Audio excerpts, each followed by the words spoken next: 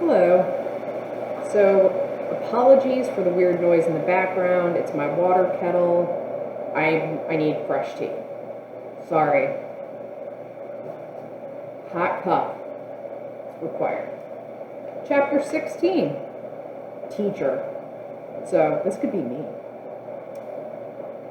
Don't know how I feel about that. The fire alarm goes off during the teacher's prep period, and she silently curses the powers that be for their awful timing. Perhaps she thinks if she can just stay in her empty classroom until the false alarm, and it's always a false alarm is dealt with. But then what kind of example would she be setting if students pass by, look to see her sitting there? That's relatable, because I would want to just sit in here too.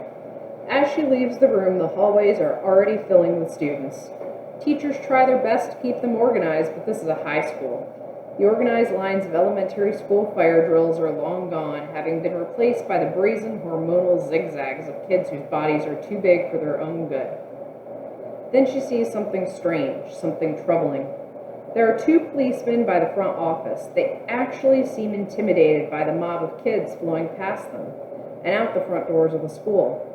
But why policemen? Why not firemen? And how could they have gotten here so quickly? They couldn't have. They must have been called before the alarm went off. But why? The last time there were policemen in the school, someone had called in a clapper threat.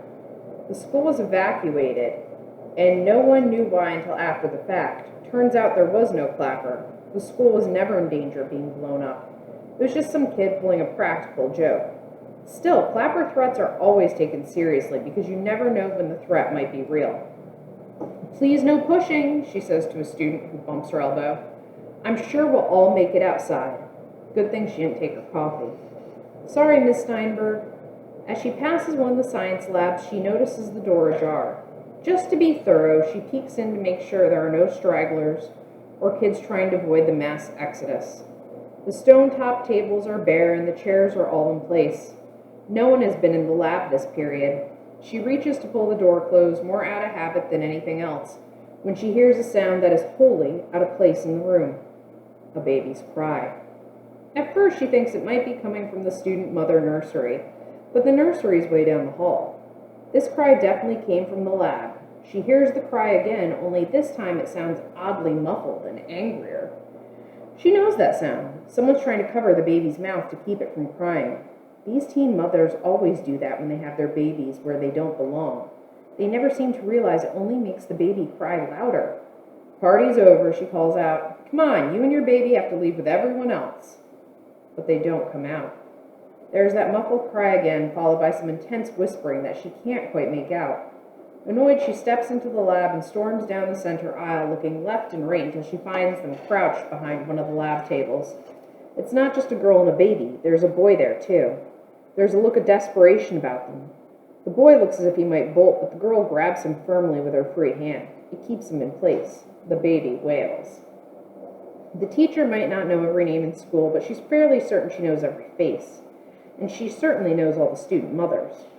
This isn't one of them, and the boy is completely unfamiliar, too. The girl looks at her, eyes pleading. Too frightened to speak, she just shakes her head. It's the boy who speaks. "If you turn us in, we'll die." At the thought, the girl holds the baby closer to her. Its cries lessen, but don't go away entirely. Clearly, these are the ones the police are looking for reasons she can only guess at. "Please," says the boy. Please what, the teacher thinks? Please break the law? Please put myself and the school at risk? But no, that's not it at all. What he's really saying is, please be a human being. With a life so full of rules and regiments, it's so easy to forget that's what they are. She knows, she sees how often compassion takes a back seat to expediency. Then a voice from behind her. "Hannah?" She turns to see another teacher looking in from the door. He's a bit disheveled, having fought the raging rapids of kids still funneling out of the school. He obviously hears the baby's cries. How could he not? "Is everything all right?" he asks. "Yeah," says Hannah, with more calm in her voice than she actually feels. "I'm taking care of it." The other teacher nods and leaves, probably glad not to share the burden of whatever this crying baby situation is. Hannah now knows what the situation is, however, or at least she suspects. Kids only have this kind of desperation in their eyes when they're about to be unwound. She holds out her hand to the frightened kids. "Come with me." The kids are hesitant, so she says, If they're looking for you, they'll find you once the building is empty. You can't expect to hide here. If you want to get out, you have to leave with everyone else. Come on, I'll help you." Finally, they rise from behind the lab table, and she breathes a sigh of relief. She can tell they still don't trust her, but then why should they? Unwounds exist in the constant shadow of betrayal. Well, they don't need to trust her now, they just need to go with her. In this case, necessity is the mother of compliance, and that's just fine. "Don't tell me your names," she says to them.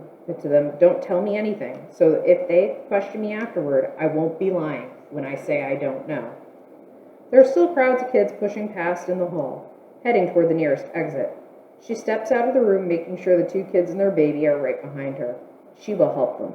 Whoever they are, she will do her best to get them to safety. What kind of example would she be setting if she didn't? And that's the end of chapter 16. So I'll see you soon.